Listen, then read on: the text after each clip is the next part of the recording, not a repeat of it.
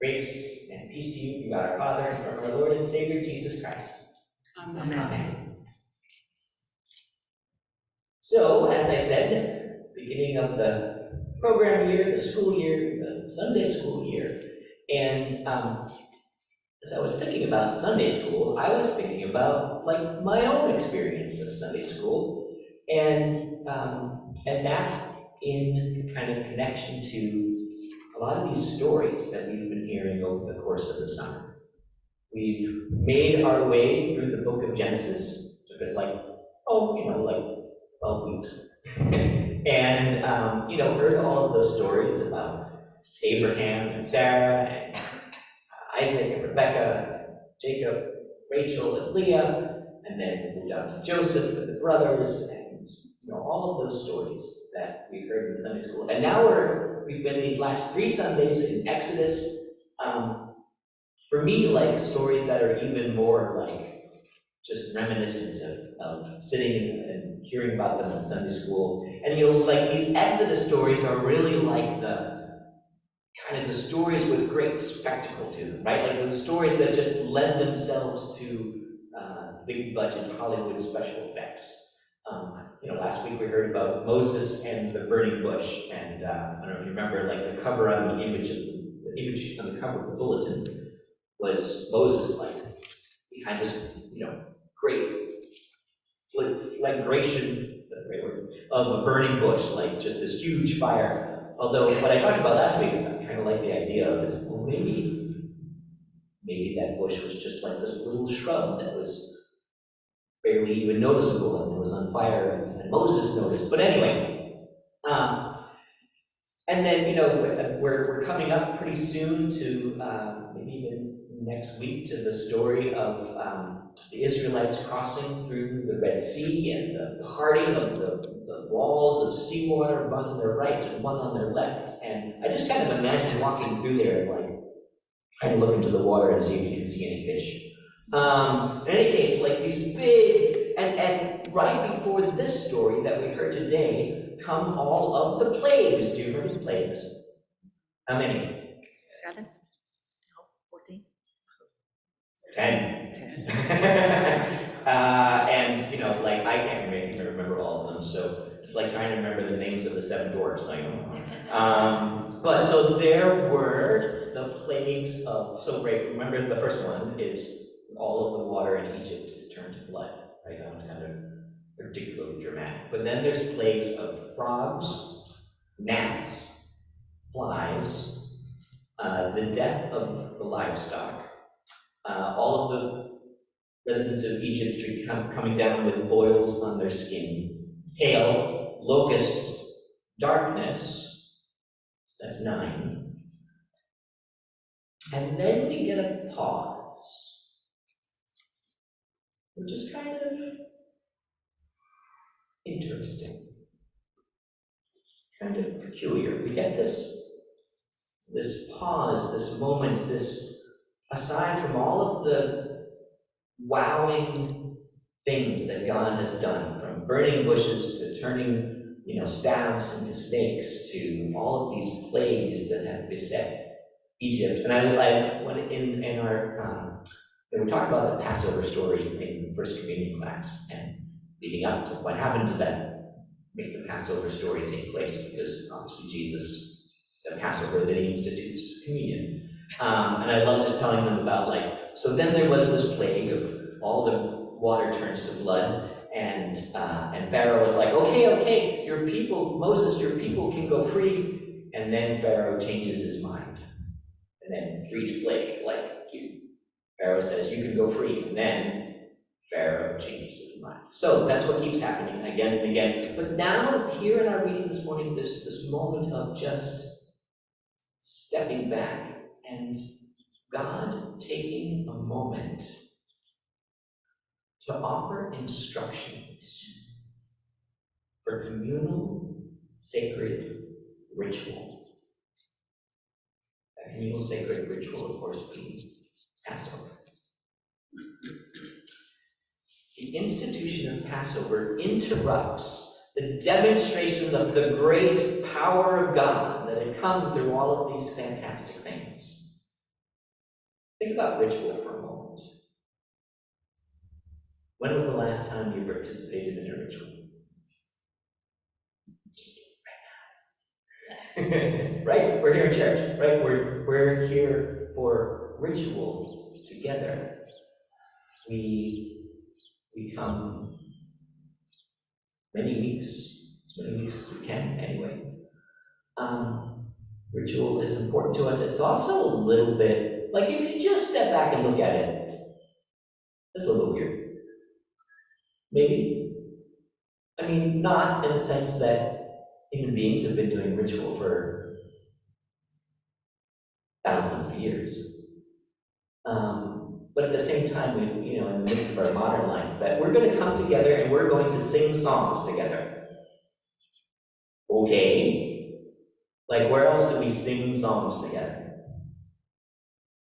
Maybe you go to a baseball game and during the 7th inning stretch, you sing "Take Me Out to the Ball Game" like, together at the stadium. But it's not a thing that we do terribly often together. Maybe, like some families still have to gather around the Christmas tree and sing some Christmas carols once a year. But even that, small gathering, or it's not all that common that we. So that we come and sing together, we pray together, we gather around and have this meal, which is just bread and wine together.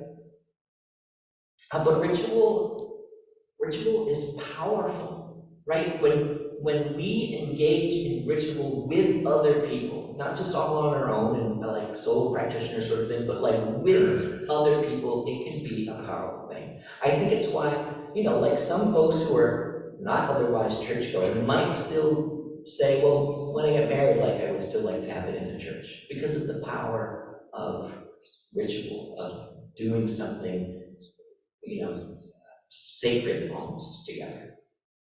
No, it's not the only kind of ritual, this thing that we do. There are other rituals, the take me out to the ball game thing, or a sporting event can kind of be a ritual. Or you can go to a concert and, whoever, Billy Joel is singing your favorite song and the whole audience sings it together and it has sort of a communal ritual thing sort of to it.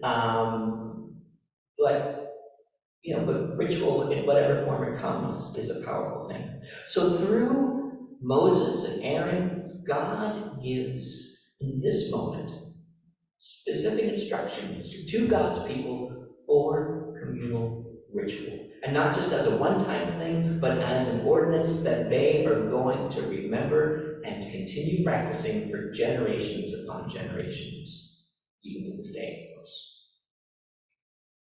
This ritual, Passover, I think the way that God lays it out points to, lifts up, amplifies the importance of 4 things.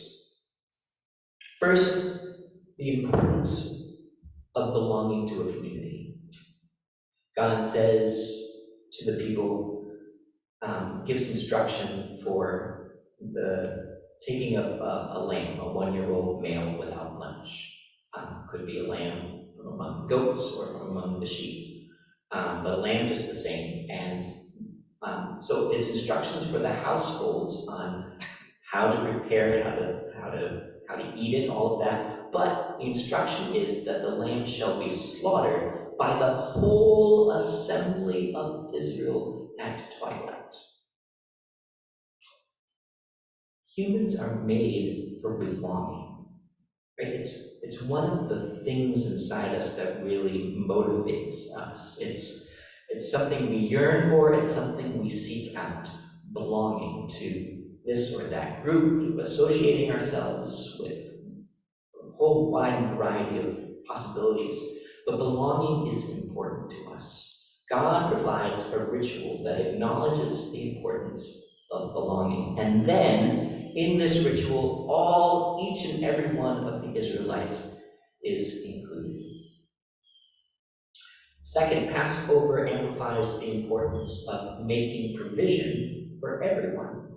So I think this is a verse that we kind of just don't really pay much attention to. Verse 4, which is this beautiful verse about, God's instructing them to each household to get a lamb. But if the household is too small, then they can join with another household and the two households can share a lamb together. This makes me think of Thanksgiving. My wife Gundula came over from Germany 18 years ago, and Thanksgiving wasn't something she had celebrated before, and she was here really without knowing a whole lot of people, so she had a couple of colleagues and such who would invite her over for Thanksgiving so that she would have a family to share the meal with. I can remember when I was little, my aunts had an older friend, her name was Mrs. Henschel, and she would be invited for Thanksgiving. Like that, the drawing in of someone or just a couple, like bringing people together so that everyone could share in the meal. All those images that Jesus gives us in the parables of the great banquet or the great meal, the great feast, where everyone is included, even those who wouldn't otherwise be. God lifts up this moment of saying, no, let's make provisions so that everybody can take place in the feast. Passover acknowledges the importance of remembering and acknowledging our pain. So the tradition that goes with the instructions for the feast is that the bitter herbs that God describes are to remember the bitterness of forced labor that the Israelites experienced at the hands of the Egyptians. And that the unleavened bread, so in other words, bread that they cooked in a hurry, that didn't have time to rise, that reminds them of the pain of having to get up and leave really fast, like we're getting out of Egypt and we're going tomorrow. Have your walking stick ready in your hand is what God says. A reminder of the pain of everything that's come before that, leading up to this moment of their slavery, and then of their hurried departure from the place that they had called home for a few generations. And then the last thing that Passover really lifts up the importance of is simply celebrating the promises of God. That it is God who is the one who saves.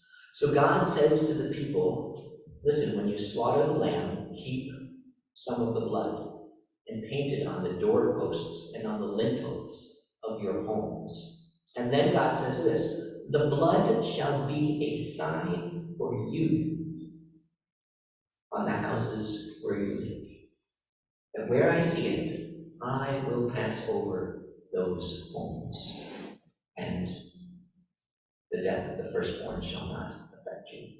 But he says the sign is for you, sign of that blood. I think it just brings to mind, what we heard revealed about God last week, those verbs that I talked about, that God has heard the cries of God's people, that God has seen the experience that they've had of suffering and enslavement, that God knows their pain, and that God is showing up to do something about it. God offers with Passover the promises of a God who saves, of a God who delivers. And so given all of this, it's no real surprise then that when Jesus institutes a sacred communal ritual, that Jesus chooses to do so at the meal that celebrates and remembers Passover with his disciples. At the Holy Supper, we still to this day hear the words of Christ promising, "This is my body given for you." That this is the new covenant in his blood. That his blood is poured out for the forgiveness of sin for all people. So there's belonging, and there's inclusion, and there's the recognition of our pain, of our sin, of the burdens that we carry, and there's the promises of forgiveness, of God doing something about it. In fact, the earliest Christians actually referred to what we call Easter as, using the same word for Passover, the Greek word for Passover, which is Pascha. The Hebrew word is Pesach. The Greek word is Passover. We call it Easter because because of a old High German word for dawn, right? So Easter takes place on dawn of Easter morning. And so the old High German word for dawn is Eostalum. But really, the earliest Christians always referred to it as Passover because they believed, we continue to believe, that it is the event of Christ's Passover from death to life, to free us from the slavery of sin. So, God is revealed in the power of the rituals that God invites us into. For the Jewish people, it is the power of the ritual of Passover. For us, it is the power of the ritual of the community, of gathering and hearing Christ's words, "This is my body given for you. This is my blood shed for you." That power continues to set God's people free, even into this day and this time. And so we say,